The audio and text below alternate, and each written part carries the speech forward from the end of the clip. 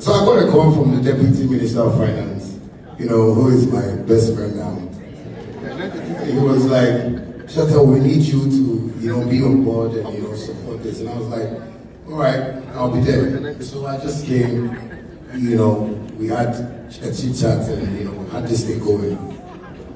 But now, what I'm seeing with companies and everybody supporting, including, the man of the land, His Excellency, I just want to say, from my team to the Black Stars and to the whole of the organization, we are donating $100,000 for them to us.